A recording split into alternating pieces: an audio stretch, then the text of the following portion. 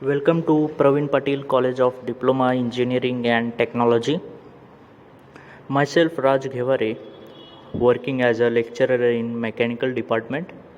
We are looking at the subject theory of machine. So, in the previous part of the video, we have seen of the chapter number 1. We have started with chapter number 1, that was fundamental and types of mechanism. So, in this we have seen about the classification that were kinematics, dynamics for sub-classified into statistics and kinetics. In this we have seen about the kinematic links. So, in this kinematic link we have discussed about the piston, connecting rod and a crankshaft mechanism. Also, we have seen about the 4 basic types of link. They were rigid link, flexible link, fluid link and a floating link. Also, we have seen about the types of joints in kinematic chain. So here we have seen about the binary joint, ternary joint and a quaternary joint. Also, in the previous video we have seen about the types of kinematics pair. They were first one of based on nature of contact between element and based on the relative motion between pairing element. They were sliding pair, turning pair, cylindrical pair, rolling pair, spherical pair and a helical pair.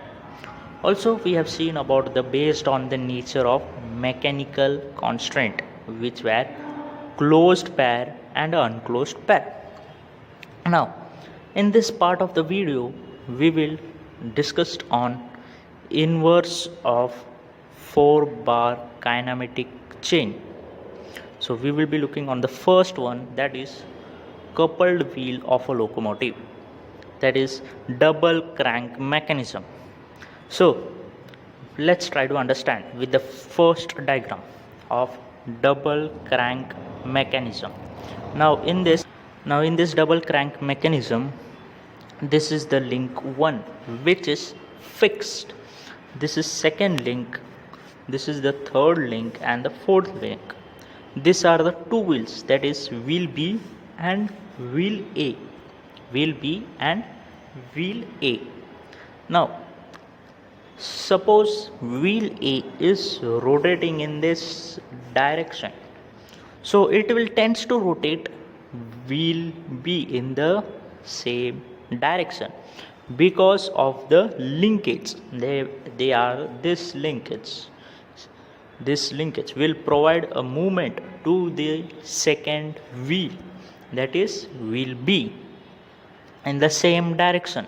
So we can understand this with this second figure of double crank mechanism, how the movement is transferred from the first linkage to the second, third, and the link which is fixed, that is link 1, that is A point and B point are the fixed point. So now let's see about the pantograph, that is double lever mechanism. So a pantograph is a mechanism used to produce a motion or path exactly to reduce or enlarge size.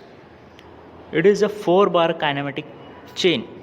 It consists of 4 link joint in such a way that it forms a parallelogram, that is ABCD. Let me highlight this parallelogram which has been formed with the help of a highlighter. So this is the parallelogram which is formed A, B, C and D. Now obviously if it is forming a parallelogram, its opposite sides will be equal. So it has a 4 turning pair. Link BA is extended to a fixed point P. So this is a BA which is extended to a fixed point O. Link BA is extended to a fixed point O. Now suppose, let me just clear out all this. Suppose M is a point on link AD. So this is the link AD into which M is a point which is present on this link AD, of which motion is to be enlarged. Then the link BC is extended to P. So this is a BC which is extended to P such that OMP are in a straight line. This is OMP are in a straight line. So since ABCD is a parallelogram, so obviously AB will be equal to CD and AD will be equal to BC, whereas AD, let me clear out all this. What will happen if this is a parallelogram? So this AB will be equal to CD and this AD will be equivalent to BC based on the laws of parallelogram, that is opposite sides are equal. So it is observed that the point M and P always move parallel and similar to each other. So how it will move parallel and similar to each other? Let's see with this.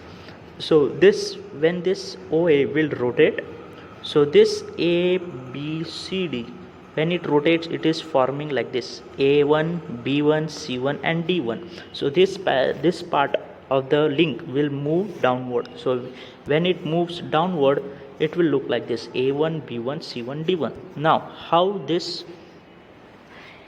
path which is parallel, so this path, if when it is being moved downward, so see here I am tracing the point of M. It is observed that M and P always move parallel. So this is the point of M. When it moves downward, it is forming from M, it is moved to M1, and same way from P point it is moved to P1. So we can see that these two paths are making parallel to each other. So their motion will always be proportional to the distance from the fixed point. Proportional to the distance from the fixed point. So now let's see about the applications. It is used as an instrument to reproduce geometry, figure and plane area on an enlarged or reduced size. Second one application for this, it is used to guide cutting tool in a lathe machine. Now we will be looking at beam engine in next part of the video. Thank you.